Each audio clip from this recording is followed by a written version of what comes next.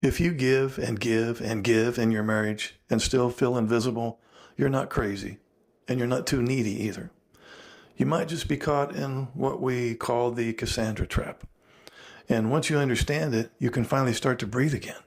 I've got 3 important points here, so stick around for all 3. First point, what the trap feels like.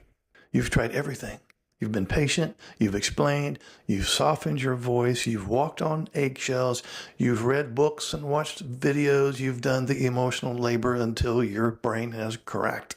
And still, somehow, it never seems to land. Your message never seems to land in his mind, the ASD husband. Instead of feeling like a partner, you start feeling like the caretaker or the mother. Like you're the manager of the marriage while he just lives in it. A solo player who just happens to be married. The hardest part, from the outside, people think you're fine. People may know your ASD husband and go, I think he's a great guy.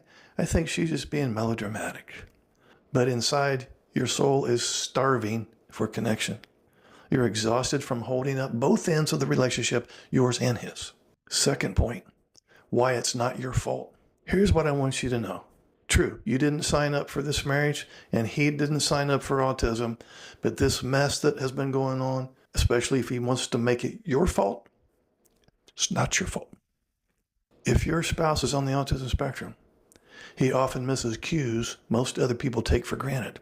Tone, facial expressions, unspoken emotion, and so on. That's not rejection, though. That's neurology. But here's the thing. Even if it's not intentional, the impact on you is still real. The third main point, we're going to talk about the way out. The way out begins with one simple shift. Stop chasing understanding and start creating structure. Instead of over-explaining to your ASD husband, try one clear request. For example, can we talk for 10 minutes after dinner? Just one topic. Then pick one recurring trigger, like weekend plans or money or something, and build a predictable pattern for it. Because predictability lowers your ASD husband's anxiety, and it lowers the chance of emotional overload. It increases the likelihood that you'll be able to start, maintain, and end a conversation with him. Also, turn some of that energy inward. Find one small ritual that feeds you. Maybe it's your morning walk, maybe journaling, maybe sitting in silence with coffee before anyone else wakes up.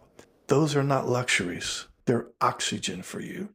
And you've been running on fumes for far too long. Now, if this resonates with you, please subscribe to my channel because I'm going to be posting 2 and 3 times per week, and I don't want you to miss anything. I have a Cassandra Syndrome recovery group. We meet on Zoom. We meet 1 hour a week for 4 weeks. I'm going to put the link in the description area and also in the comments section. And lastly, tell me in the comments, where will you stop chasing this week? Remember, the way out begins with one simple shift. Stop chasing understanding and start creating structure. Would you like to schedule a paid private coaching session? This will be in the form of a face-to-face Zoom call. Underneath any of my videos, you'll see this Calendly link. If you click on that link, it'll open up my calendar. You can pick the available days and times that works for your schedule. You'll get a follow-up email immediately after purchasing a session that will have the Zoom link that coincides with the day and time that you picked. I will get an email too that you scheduled a session, and I will be available on that exact day and time, and we will talk. I look forward to working with you.